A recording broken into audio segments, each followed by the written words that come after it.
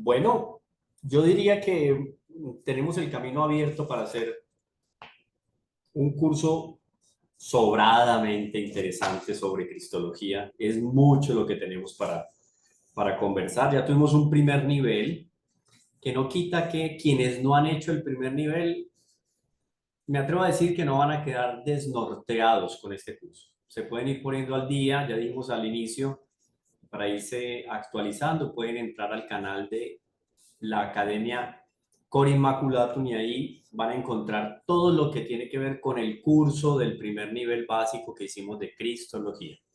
Si no estoy mal, fueron siete, siete aulas, siete, ocho aulas. A Siete u ver si ocho aulas, siete, Camilo, ocho sí, sí. aulas, así, perfecto. Y no más en el prólogo de San Juan, capítulo 1, versículos 1 al 18. Juan hace toda una disertación sobre el verbo de Dios. Y solo en el versículo 14 de ese primer capítulo, esos 18 versículos se les llama el prólogo de San Juan. Y de esos 18 versículos, solamente en el 14 nos habla, ya nos da la noticia explícita de el verbo de Dios se hizo carne. O sea, nos da un preámbulo de 13 versículos y en el 14 nos dice, después de todo esto, en el seno del Padre sucedía esto, fuera del tiempo sucedía esto, en un momento determinado, como va a decir Pablo más adelante en uno de sus textos, en la plenitud de los tiempos, va a ser el término que utiliza Pablo, en esa plenitud de los tiempos aparece en un momento histórico nuestro Señor Jesucristo. Naturaleza humana, persona divina y naturaleza divina. Esto es muy importante, esto es fundamental. Yo creo que hice un hincapié en el primer nivel. Si yo estoy estudiando Cristología y no tengo este primer concepto claro en mi cabeza, no puedo iniciar el camino. Es como yo iniciar un camino largo, arduo, sin maleta y sin refrigerio. Yo sé que si voy a hacer una peregrinación al santuario de Nuestra Señora en México, voy a visitar a la Guadalupana, voy a visitar a la Virgen de Chiquinquirá en Colombia, voy a visitar a Nuestra Señora de Luján en Argentina, la Virgen Aparecida en Brasil y así, así, así. Voy a hacer peregrinación, tengo que saber dónde voy a pernoctar, dónde voy a dormir, en qué me voy a ir y con qué me voy a alimentar durante varios días. Es un básico. Aquí el básico para iniciar esta peregrinación, porque es una peregrinación, el básico para comenzar esta peregrinación de nuestro segundo nivel de Cristología es tener claro ese concepto. Miren bien aquí en pantalla. Tres elementos que se van a conjugar en nuestro ejercicio teológico: naturaleza humana, naturaleza divina y persona divina. Nosotros, ustedes y yo, y con toda seguridad ustedes, y con toda seguridad yo, tenemos naturaleza humana y persona humana. En nuestro Señor Jesucristo no hay persona humana. Es un milagro que la naturaleza humana en nuestro Señor subsiste sin persona humana. No existe otro caso en la historia. El único caso en la historia donde la naturaleza humana está sola, sin persona humana, es la de nuestro Señor. ¿Por qué no tiene persona humana? Porque tiene persona divina. Entonces son tres elementos. Nuestro Señor tiene naturaleza humana, naturaleza divina y persona divina. Recuerden esto, no tiene persona humana. Esto es fundamental. Y a partir de ahí vamos a empezar a hacer unas explicaciones muy bonitas que nos va enseñando la iglesia. Inclusive vamos a hablar sobre las cuatro inteligencias. Yo en el chat colocamos esa información, un videito que les grabé hoy. Las cuatro inteligencias de Dios, de nuestro Señor Jesucristo. ¿Cuáles son esas cuatro inteligencias? Conocimientos de Dios, ciencia divina, ciencia beatífica, ciencia infusa y ciencia adquirida o natural. Son cuatro inteligencias. Y vamos a ir conectando cada una de esas inteligencias con lo que nos dice el Evangelio. Como Dios tenía la divina, como beatífica le correspondía también tenerla a él. Si un bienaventurado tiene una ciencia especial por estar delante de Dios cara a cara en la eternidad, con mayor razón el Hijo, con respecto al Padre, una vez asume la naturaleza humana. Entonces, ciencia divina, porque es Dios, ciencia beatífica, que es la misma que tienen los bienaventurados, ¿cierto? La que tienen los bienaventurados viendo a Dios cara a cara en la eternidad. Infusa, que ya la tuvo Adán en el paraíso, la ciencia infusa, y la ciencia natural o adquirida, que significa que a partir del uso de los sentidos, nuestro Señor conoció cosas, momentos y personas aquí en la tierra. Por eso es que el Evangelio nos dice que crecía en gracia y sabiduría, ¿cierto? Él crecía en sabiduría. Significa que iba adquiriendo, por contacto con la realidad, iba adquiriendo conocimientos. Eso lo vamos a profundizar más adelante. Yo quiero que en este primer encuentro, yo creo que lo alcanzamos a evacuar en dos momentos, y que lo puse yo ahí en el texto, el verbo en el seno del Padre. Todos lo tienen. No lo voy a poner en pantalla, o si quieren, pongan, como tenemos aquí, ya están 43 conectados, 43 estudiantes conectados. Muchos lo irán a ver posteriormente, pero en este momento dan la parada y mandan los que están conectados. Entonces van a marcar la manito, esa manito que está por ahí abajo aparece, donde ustedes ven unos, y yo ni veo la manito acá. Ah, ya, donde dice reaccionar. Donde dice reaccionar, ustedes pongan cualquier manito, por ejemplo esa que yo voy a poner, pongan esa o pongan esta otra. Los que la ponen, quiere decir que solicitan que yo deje ver el texto, que lo ponga ahí en pantalla. Porque si están en computador, de pronto es más fácil para ustedes. A ver, si yo veo muchas manitas puestas, yo voy a deducir entonces que van 3, 4, 5, van sumando, van subiendo. ¿Cuántas más? ¿Cuántos más? Ya encontraron abajo donde dice reaccionar. Ustedes le dan reaccionar y ponen la manito. ¡Pum! Entonces, a ver cuántos más. Déjenla ahí, no la vayan a borrar. Yo veo si son suficientes. Es que hay mucha gente y va subiendo el número de estudiantes. No se olviden que tienen que invitar a sus conocidos, vecinos, a los compañeros del movimiento, de apostolado. A ver, perfecto. Voy a poner entonces. Voy a poner. Compartir. ¿Lo están viendo ahí? Sí, todo el mundo lo ve. Sí, hermano, Perfecto. quédese tranquilo. La única que le ¿Sí? puedo contestar soy yo. Ah, la Sí. única que puede contestar es usted. Sí, por lo menos me hacen señas, pero sí pueden activar cámara, ¿cierto? Sí. No, no, no, no. Justamente por al momento dejamos así, hermano, hasta que Porque hay podamos algunas ver. personas con cámara. Yo veo a alguien con cámara por aquí encendida. Sí. Sí, sí, pero ahora ya desactivé. Al principio dejé y ahora ya desactivé. Listo, perfecto. Bueno, entonces, aquí está el texto. El verbo en el seno del Padre. Si uno fuera a escribir una obra literaria, no voy a decir ni siquiera teológica, literaria, sobre lo que significa el verbo en el seno del Padre, les digo que se nos pierde en la cantidad de años que podemos contar en la historia del universo. La creación tiene una historia porque no estamos fuera del tiempo, estamos en el tiempo y estando en el tiempo tenemos una historia. La historia nuestra se mueve o se desarrolla en el tiempo. Para los ángeles, la historia de los ángeles se desenvuelve en el Evo. El Evo es algo a manera de tiempo para los ángeles. Lo que para nosotros es tiempo, para los ángeles es Evo.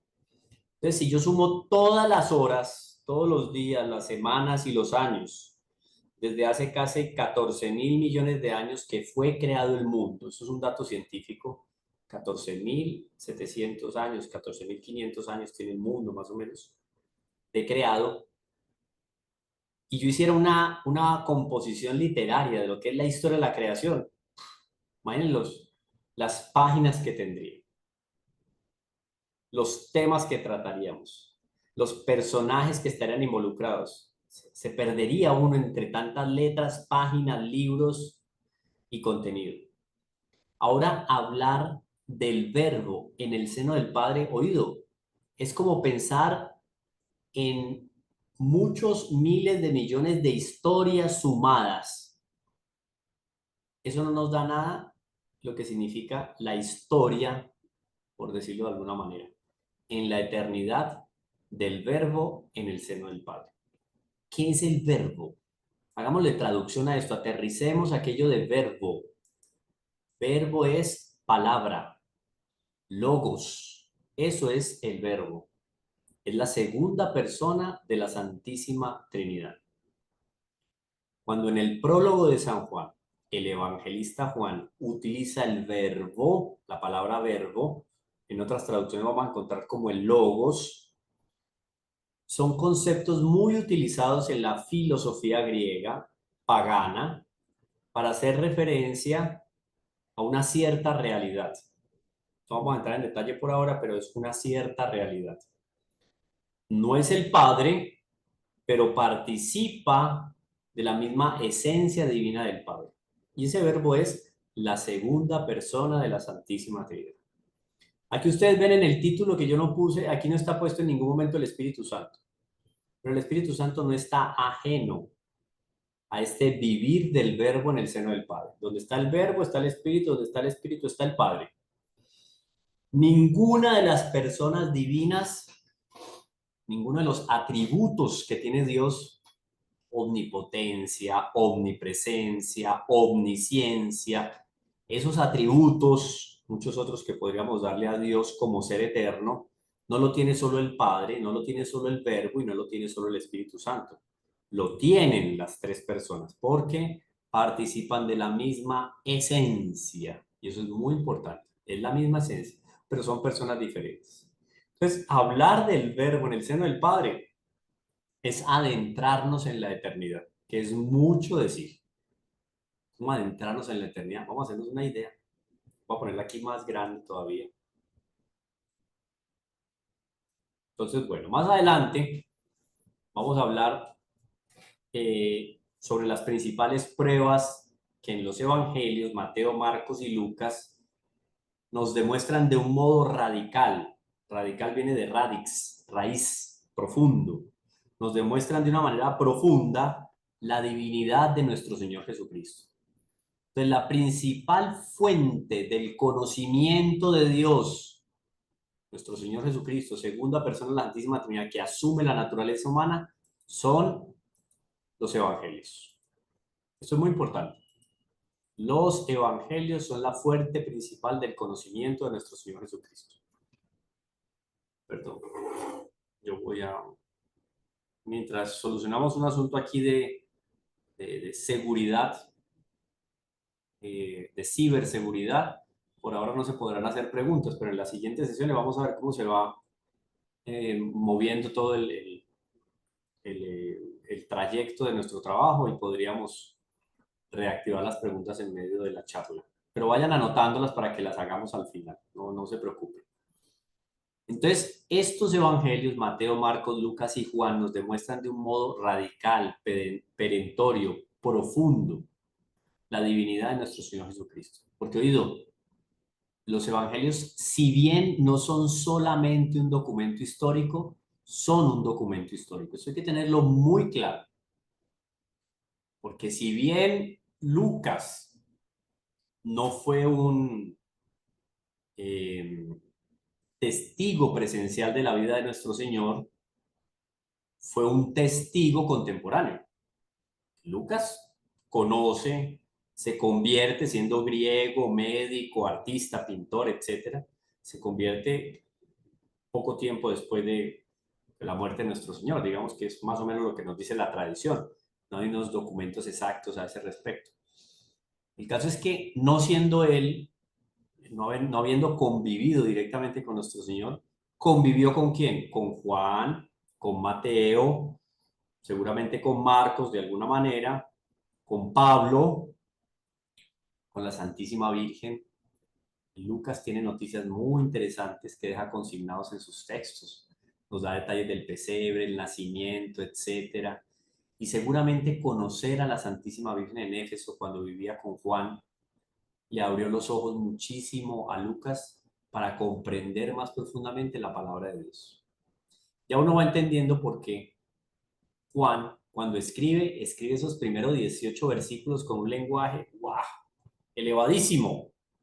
Él tenía nada más y nada menos a la primera teóloga de la historia. ¿Sabían eso? Nosotros no tenemos primer teólogo de la historia, no, tenemos la primera teóloga de la historia, que es Nuestra Señora.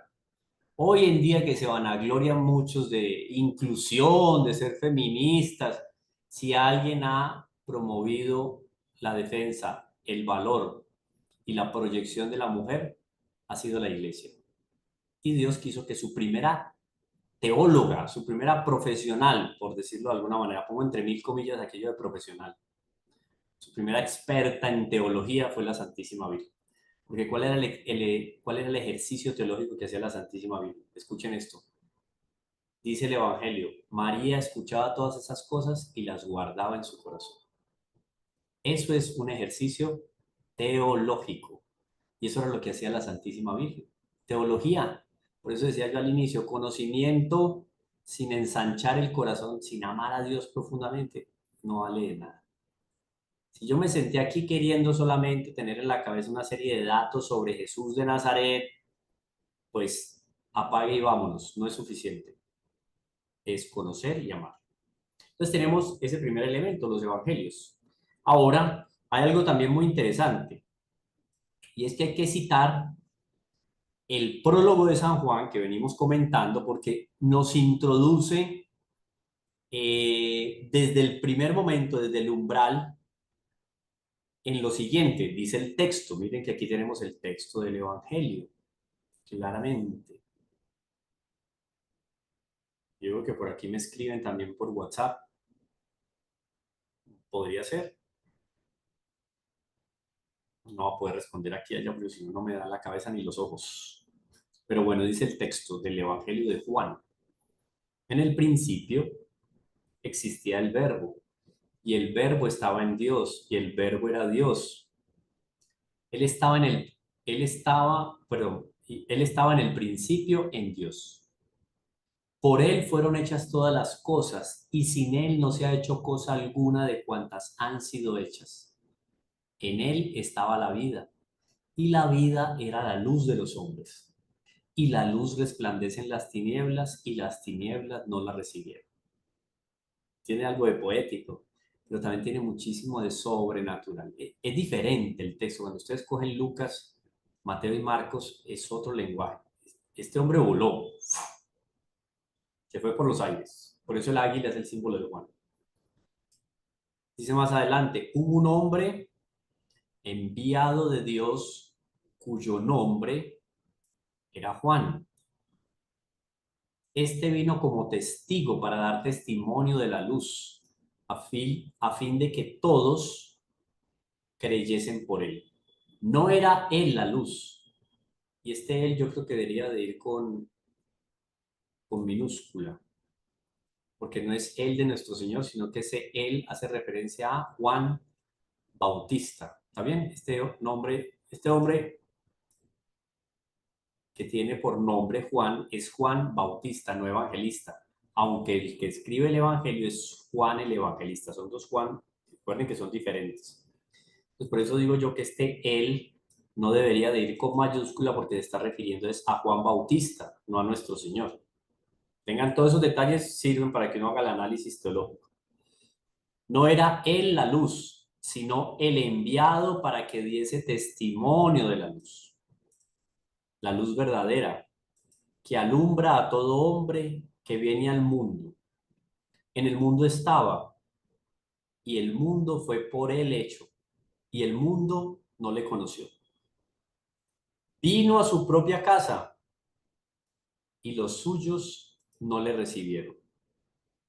Pero a cuantos le recibieron les dio potestad de hacerse hijos de Dios, a los que creen en su nombre, los cuales no han nacido de sangre, ni de la voluntad de la carne, ni de la voluntad de varón, sino de Dios. Y el verbo se hizo carne. O sea, aquí comienza el versículo 14 del prólogo. El prólogo son los primeros 18 versículos. Y solo aquí el evangelista nos va a decir, y el verbo se hizo carne y habitó entre nosotros. Y nosotros hemos visto su gloria, cual correspondía al unigénito, engendrado por Dios, palabra clave, engendrado del Padre, perdón, lleno de gracia y de verdad. De él da testimonio Juan. Ahora este él sí es con mayúscula, porque es nuestro Señor Jesucristo. De él da testimonio Juan y clama diciendo, Juan Bautista, este es de quien yo decía, el que ha de venir después de mí ha sido antepuesto a mí, porque existía antes que yo. Y de su plenitud hemos recibido todos nosotros, y gracia por gracia, porque la ley fue dada por Moisés. La gracia y la verdad han venido por Jesucristo. A Dios nadie le ha visto nunca. El Hijo unigénito, que está en el seno del Padre, es quien le ha dado a conocer. Termina. Capítulo 1, versículos 1 al 18. Prólogo del Evangelio de San Juan. Ahora miremos unas palabras clave desde el inicio, si les parece. Se supone que nosotros aquí nos vamos a entrar en la eternidad y vamos a hablar de el verbo en el seno del Padre, o sea, ese convivio de la Santísima Trinidad. Eso tiene un nombre técnico, anoten por ahí esa palabrita y la van a buscar ustedes en internet. Pericórisis trinitaria. Pericórisis trinitaria. Yo voy a probar aquí. Yo creo que nosotros tenemos tablero, pizarra, sí. Nueva pizarra, a ver si ustedes la van a ver. Entonces tenemos el verbo. Ustedes me dicen qué tal se ve el verbo Sí, se está viendo. en, me acostumbro, en el seno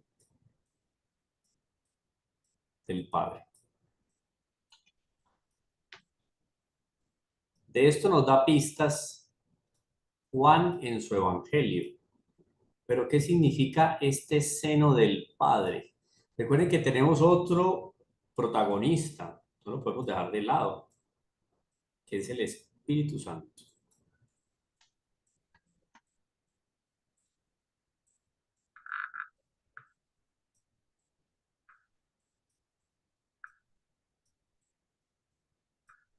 Por aquí me entró un borrador, voy a borrar eso aquí, pum, se fue ya. Lápiz, el Espíritu Santo también está ahí. Si yo digo que el verbo, ay, perdón, me voy acá. Si yo digo que el verbo está en el seno del Padre, en el seno del Padre también voy a encontrar a quién, al Espíritu Santo. Y esta relación, este convivio, oído, que está simbolizado por esta figura, le voy a dar aquí una figura, oído, una figura.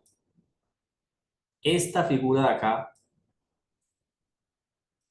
ops, ¿qué es esto? Se me fue. A ver, otra vez, yo trato aquí de ser más, a ver, aquí, yo creo que aquí así. Eso así. Esta figura simboliza la eternidad de Dios, porque en principio el círculo como que no tendría un inicio o un fin. Como no tiene inicio y fin, se convierte en un se convierte en un símbolo de la eternidad. Discúlpenme. Y un símbolo del hombre. A ver si aquí lo encuentro. Aquí está. Este es el símbolo del hombre, el rombo. Entonces tenemos por un lado la eternidad y por el otro lado la mortalidad o la finitud del hombre. Eso es para que cuando vean esos símbolos en la iconografía cristiana, especialmente en la arquitectura de las catedrales, van a encontrarse con esos símbolos. Y aquí, por ejemplo, aquí y después acá, van a encontrar así más o menos las imágenes simbolizando de alguna manera Dios, el hombre, Dios, el hombre, esto lo van a encontrar así.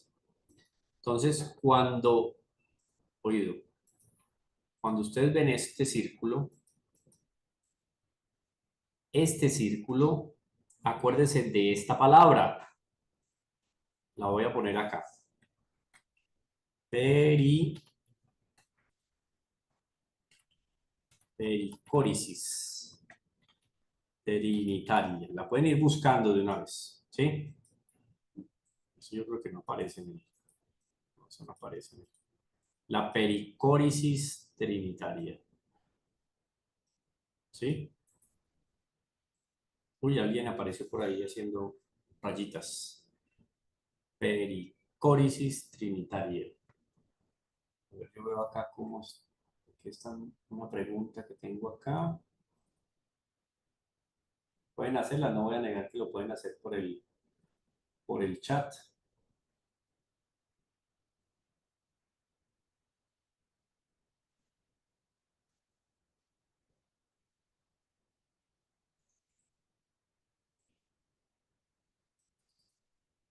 Entonces tenemos la... Ay, se me fue acá, a ver si lo aumento. Ustedes ven ahí bien, ¿cierto? ¿Ya alcanzan a leer? Yo aquí estoy... Sí alcanzan a leer, ¿no? Entonces tenemos la pericórisis trinitaria. Eso significa esa relación que Dios tiene dentro de la Santísima Trinidad, que tiene el Espíritu Santo con el Verbo y con el Padre. Eso es la pericórisis trinitaria. Entonces cuando hablamos de el Verbo en el seno del Padre, tiene que entrar ahí ¿quién? El Espíritu Santo. ¿Está bien? Eso es muy importante. Bueno, borro por acá, pam. Listo. Por ahora dejamos aquí. Queda como tarea, entonces vayan buscando pericórisis trinitaria. ¿Listo? Cerramos el tablero y continuamos con el compartir aquí. Listo. Muy bien. Pantalla. Vamos entonces a marcar aquí algunas palabras clave. Listo, ustedes me van a ayudar.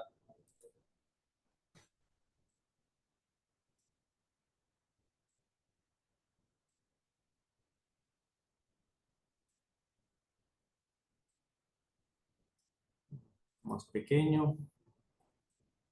Aquí. En el principio existía el verbo. Bueno, protagonista fundamental de nuestro texto, el verbo.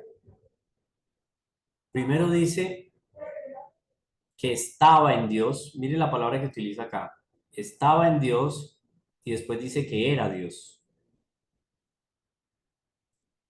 Estaba en Dios y era Dios. Estaba en Dios y era en Dios. Y era Dios. Eso significa que hace parte de la Santísima Trinidad. Está con Dios, pero no es Dios Padre, ni es Dios Espíritu Santo. Es Dios segunda persona de la Santísima Trinidad. Él estaba en el principio en Dios.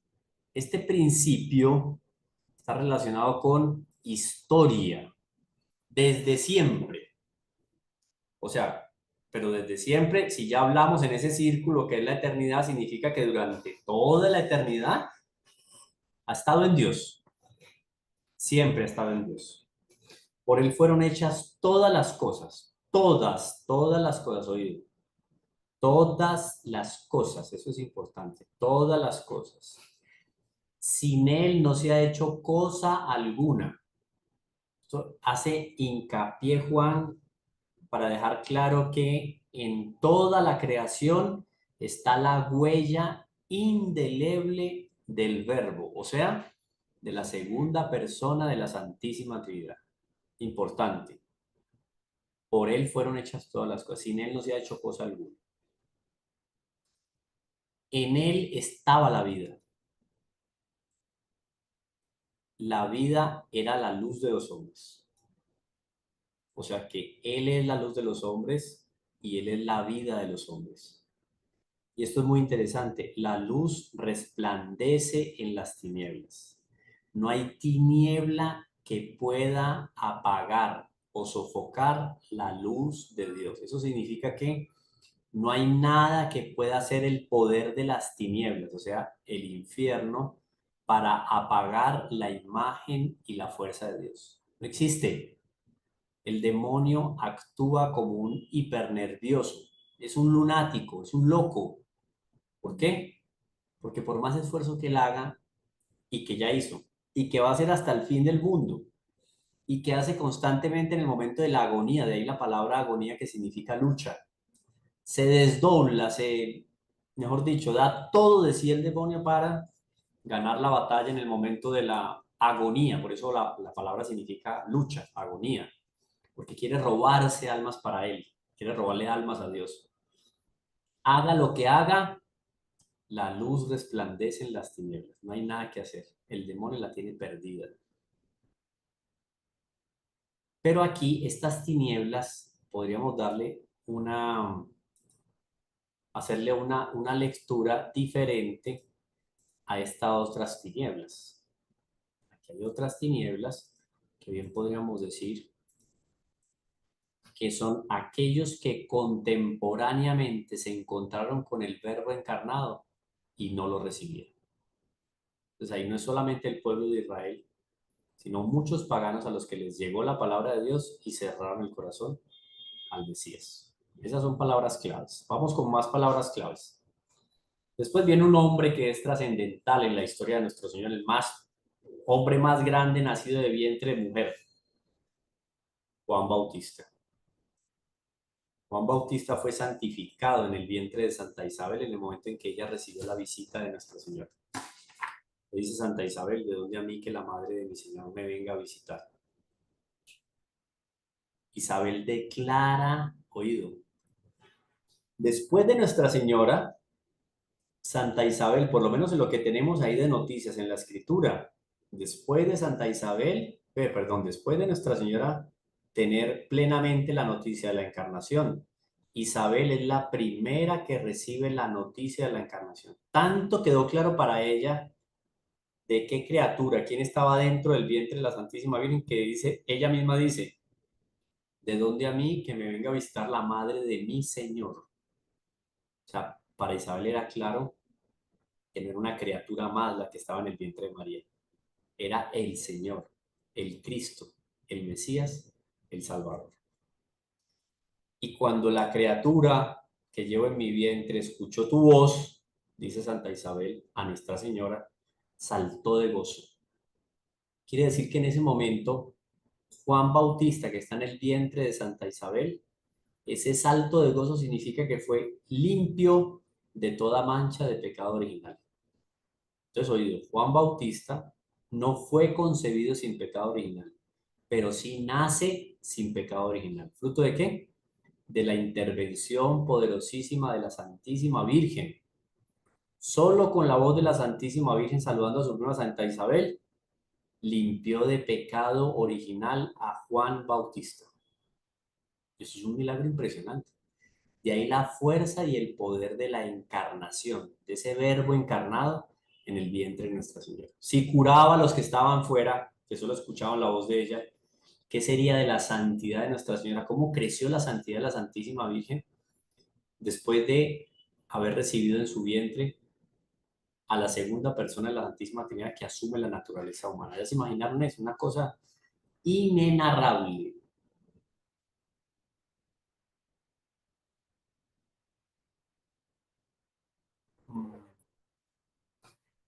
Seguimos palabras claves por acá. Juan entonces no era la luz, ya lo dijimos, ¿no? Era enviado para abrir el camino para la luz verdadera. Luz, lumen Christi, la luz de Cristo, que alumbra a todo hombre que viene al mundo, oído, porque la idea de la salvación es una salvación universal, ya depende de cada uno. No quiere decir pues que por el hecho de yo ser humano, ya me tengo ganada la salvación. No, no, no. Esto hay que lucharlo y es arduo. Y si no es con la gracia de Dios, no llegamos a ningún lado. Entonces es importante. Esa luz llegó para todo el mundo, pero a ver, ¿quién la recibe de verdad con gozo y con conversión en su corazón? En el mundo estaba y el mundo fue hecho por él. Aquí una clave, el mundo fue hecho por él. Y el mundo no le conoció. Aquellos contemporáneos de Jesús que no solo no lo quisieron conocer, sino que le dieron la espalda sabiendo quién era. Porque yo les aseguro, no, está en el Evangelio, muchos de los que conocieron a nuestro Señor y tuvieron evidencia de su mesianidad, le dieron las espaldas. Citemos a Judas, para no ir muy lejos, y como él, muchos otros dentro del Sanedrín inclusive. Bueno, vino a su propia casa y los suyos no le recibieron, pero a cuantos le recibieron les dio potestad de hacerse hijos de Dios. Esto es importante. Uno de los regalos maravillosos que nos trae nuestro Señor Jesucristo a partir de su encarnación, nos hace hijos de Dios. Eso es, pero no es que todo el que es ser humano es hijo de Dios, eso hay que distinguirlo muy claramente. No todo el que es criatura de Dios es hijo de Dios. Hay unas condiciones, hay unas circunstancias, hay un contexto, hay una gracia de por medio, hay una participación de la divinidad de Dios que nos hace ser hijos de Dios. El bautismo, por medio del bautismo pasamos de ser criaturas a ser hijos de Dios. Bueno, a los que creen en su nombre, los cuales no han nacido de su sangre, ni de la voluntad de la carne, ni de voluntad de varón, sino de Dios. Entonces, hay que creer en su nombre. Esto es importante. Para ser hijo de Dios, hay que creer en su nombre. Y el Verbo se hizo carne y habitó entre nosotros y hemos visto su gloria.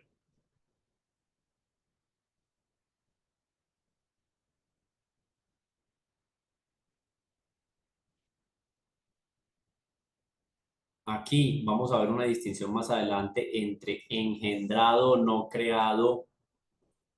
Vamos a ver la diferencia entre engendrado, entre generación y engendrar.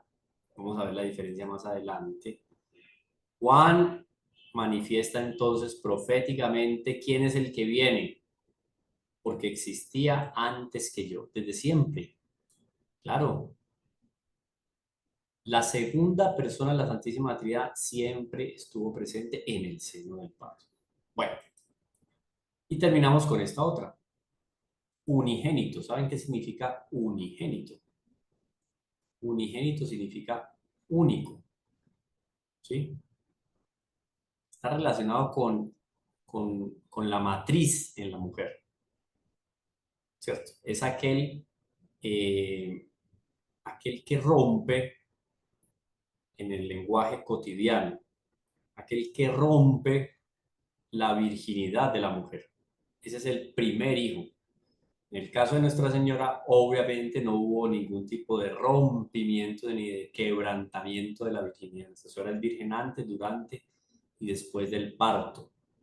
Pero que se diga unigénito del Padre significa que es el único hijo del Padre y el único hijo de la Santísima Virgen. Bueno, seguimos en estas sublimes líneas que merecen citarse entre las más hermosas que se hayan escrito. Tenemos como un majestuoso pórtico de la vida de Jesús. En unas cuantas frases sentidas y dramáticas, Juan, el evangelista, nos enseña cómo el Verbo, el glorioso Hijo del Padre, se hizo hombre por nuestro amor, por traer a nuestra pobre tierra, rodeada de espesas tinieblas y amenazada de eterna condenación, la verdadera vida, la verdadera luz y la salvación. Nos hace al mismo tiempo asistir por adelantado al fracaso parcial, doloroso, de aquel designio de infinita misericordia. Esta página bendita, estos versículos maravillosos, profundos y meditativos de Juan, contiene un fiel resumen de la historia de nuestro Señor. Sobre todo, nos revela claramente su condición altísima. Claro, deja esa visión que podían tener algunos contemporáneos de nuestro Señor Jesucristo, de que era un líder social. Eso es lo más mediocre, lo más microlítico, reducido, lo más reducido de nuestro Señor Jesucristo. Es la visión que tuvieron los contemporáneos de nuestro Señor, que no dieron oídos al mensaje de salvación. Sobre todo nos revela claramente su condición altísima, rey, profeta, sacerdote. Pero no igual que nosotros, que somos, de alguna manera participamos, oído, del profetismo, del sacerdocio, participamos, claro, de la realeza, sí, participamos. Pero por excelencia, rey, sacerdote y profeta, nuestro Señor Jesucristo. Entonces, este texto de Juan nos pone ya en un panorama altísimo. Y sobre todo, a pesar de las humildes apariencias, como débil niño, como un pobre artesano de Nazaret, como misionero que se fatiga recorriendo la Palestina, lo que antiguamente era la Palestina, que hoy en día es Israel, y que eran las cuatro grandes regiones, Perea, tenemos al oriente Perea, al occidente nos encontramos con Galilea, Judea y arriba Samaria o Samaria. Samaria, Galilea, Judea y pasando el Jordán al oriente nos encontramos con Perea. Esas fueron las cuatro regiones en las cuales se movió nuestro Señor Jesucristo y su apostolado y evangelizó. ¿Sí? Lo que actualmente es Israel, Tierra Santa, que conocemos Tierra Santa, es donde pisaron los sagrados, los sacratísimos y bellísimos pies, divinos pies de nuestro Señor Jesucristo. Por eso entonces como misionero que se fatiga recorriendo la Palestina para predicar el Evangelio y sin poseer una piedra sobre la que reclinar su cabeza. Él, el varón de dolores, que sufre todas las humillaciones y todos los sufrimientos. Sin embargo, ese hombre que terminó deformado como un gusano en el momento de la pasión, es nada más y nada menos que verdadero Dios de verdadero Dios. Hijo de Dios en sentido estricto, eterno, infinitamente poderoso, infinitamente grande, con todos los atributos de la divinidad. Ese es nuestro Señor Jesucristo, la segunda persona de la Santísima Trinidad que asume la naturaleza humana.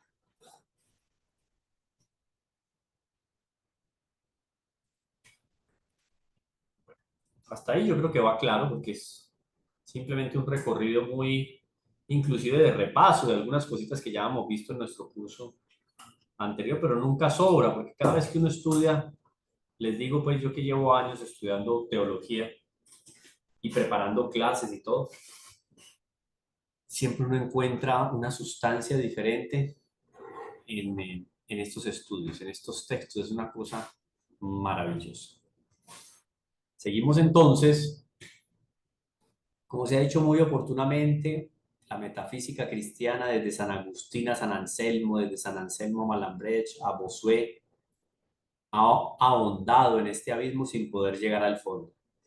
Y un hombre tan grandioso como es San Agustín de Hipona, un hombre tan grandioso como es San Ambrosio, como fue San Juan de Ávila, San Juan de la Cruz, San Ireneo de León, San Justino Mártir, San Ignacio de Antioquía.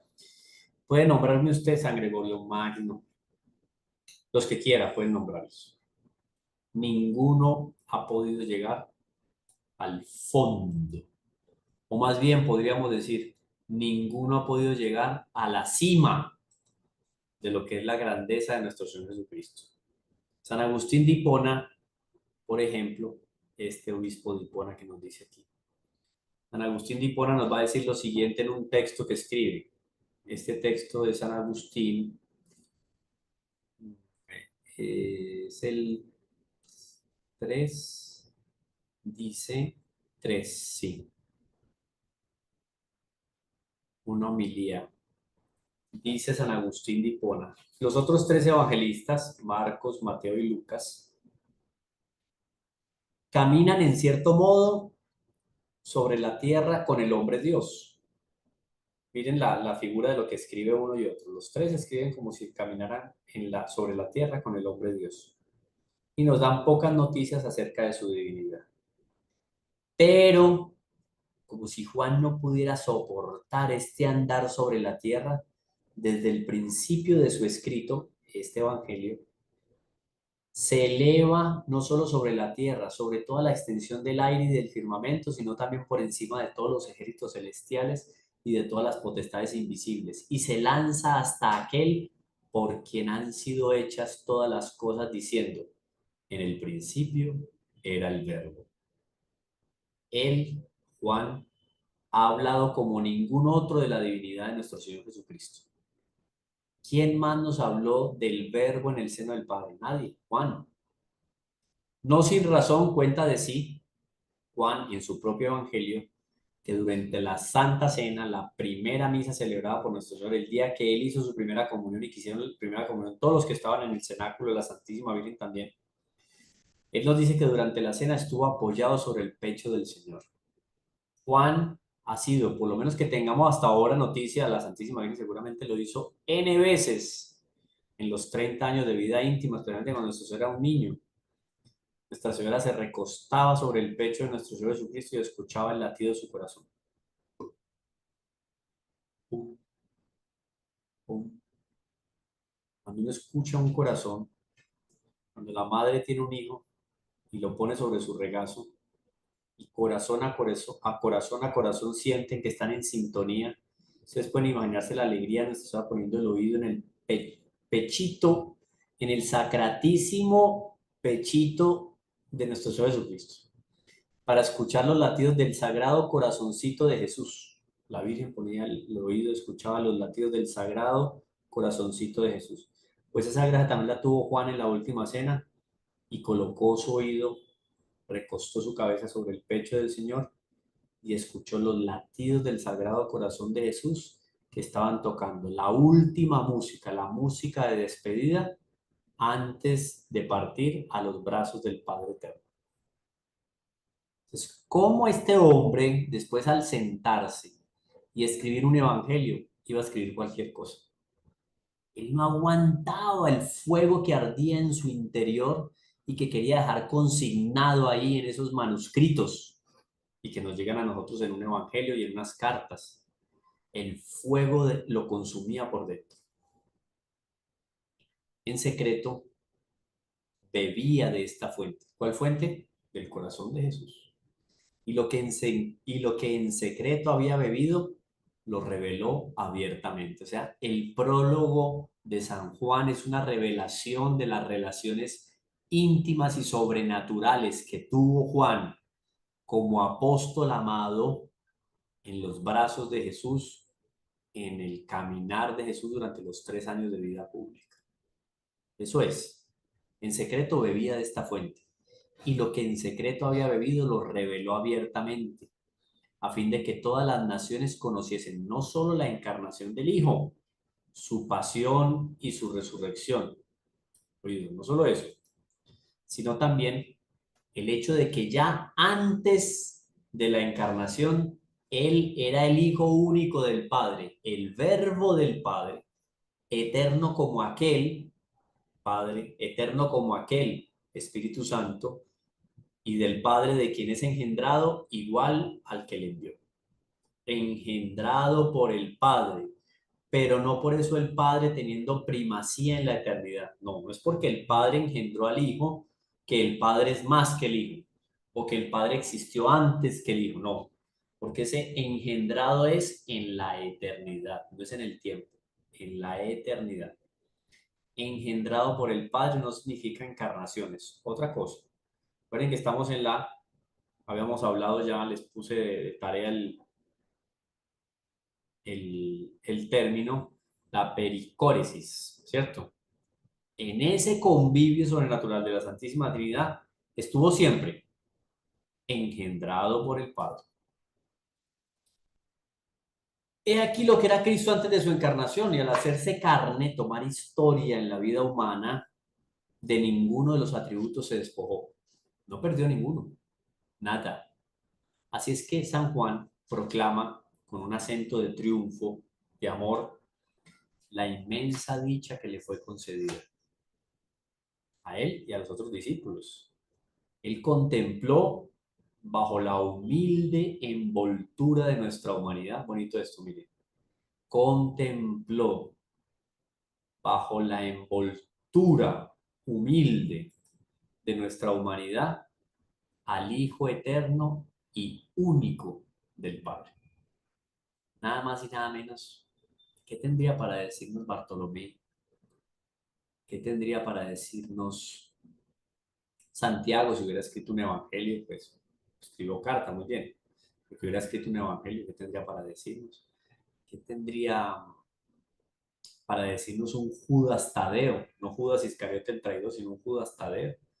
Nos hubiera escrito un evangelio. Tenemos documentos de Judas, pero evangelio no. Se redujo a 4 evangelistas la noticia más fuerte y de mayor proyección en la vida pública de nuestro Señor. Pero esta impresión, esta gracia que tuvieron de convivir con nuestro Señor Jesucristo, la tuvieron todos los apóstoles, todos los discípulos, más o menos las 120 personas que estuvieron en el cenáculo cuando vino el Espíritu Santo. Eran más o menos 120 personas. Todas las 120 personas de alguna manera seguían muy, muy de cerca a nuestro Señor Jesucristo. Pasaban en vela con Él, oraban con Él, estuvieron en las bienaventuranzas con Él, estuvieron en la multiplicación de panes y peces, estuvieron aquí y allá, lo vieron llegar en la barca con los apóstoles. Toda esta gente de alguna manera contempló bajo la envoltura de nuestra humanidad al Hijo eterno y único del Padre. Continúo entonces con esto para que pasemos a algunas preguntas, yo creo. ¿No era posible decirnos con más claridad desde el principio del Evangelio Juan en su prólogo cuál es la naturaleza de aquel cuya vida vamos a estudiar? Como escribía San Pablo, aquí no lo va a decir Pablo, Cristo Jesús, que existiendo con la manera de ser de Dios, no tuvo por usurpación el ser igual a Dios, sino que se anonadó a sí mismo tomando forma de esclavo. La infinitud de Dios asume la finitud de la naturaleza humana, sino que se anonadó a sí mismo tomando la forma de esclavo, haciéndose semejante a los hombres y mostrándose bajo condición de hombre. Se humilló a sí mismo, haciéndose obediente hasta la muerte y muerte de cruz, per crucem. Por lo cual Dios le ha exaltado y le ha dado un nombre sobre todo nombre, porque al nombre de Jesús se doble toda rodilla en los cielos, en la tierra y en los infiernos. Y cuando aquí dice a los infiernos, es en los infiernos donde está Satanás y sus secuaces. Inclusive esa jauría de demonios tiene que inclinarse delante de Dios y reconocer la divinidad de nuestro Señor Jesucristo. Y toda lengua confiese,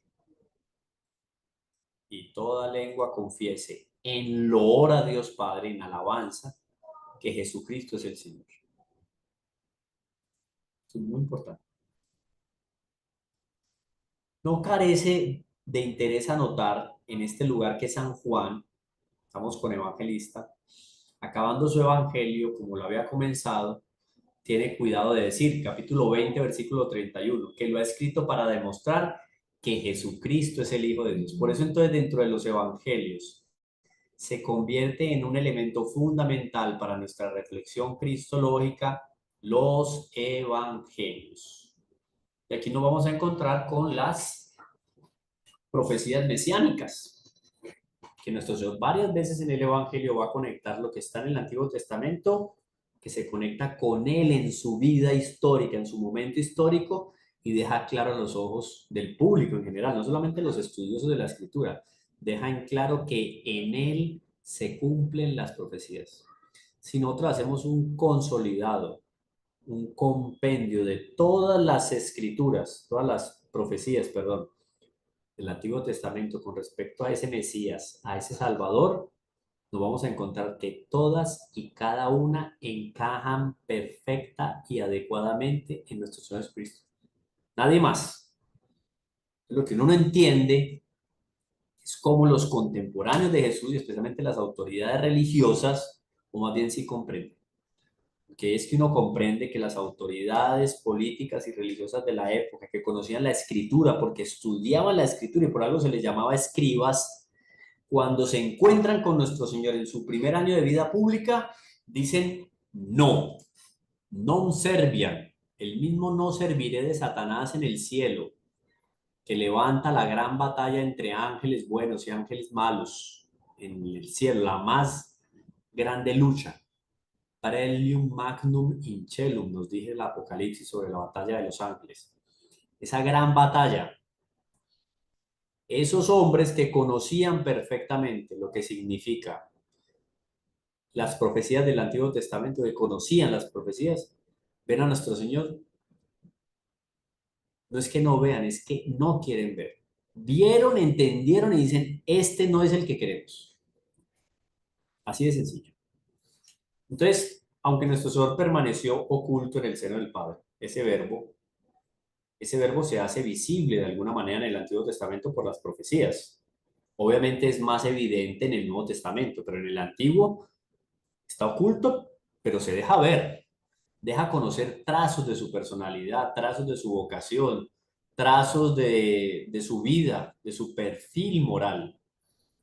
Entonces, aunque permaneciendo oculto en el seno de su Padre, el Verbo encarnado, el Mesías, no dejó de anunciar paulatinamente su venida durante el largo periodo de preparación que transcurrió desde la caída de nuestros primeros padres, Adán y Eva, hasta la bendita hora de su encarnación. Toda esa historia, miles de años, que nosotros tenemos noticias sobre los sumerios, un pueblo que vivió más o menos en el milenio tercer, cuarto milenio antes de Cristo.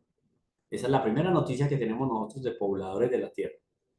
Adán y Eva, ¿cuántos siglos antes habrán vivido? Lo que es claro es que desde el momento de Adán y Eva hasta el momento de la encarnación, Dios se da a conocer a los hombres paulatinamente. Eso significa por momentos determinados, pero constantemente. Se va dejando conocer cada vez más, hasta que llega la encarnación del Verbo.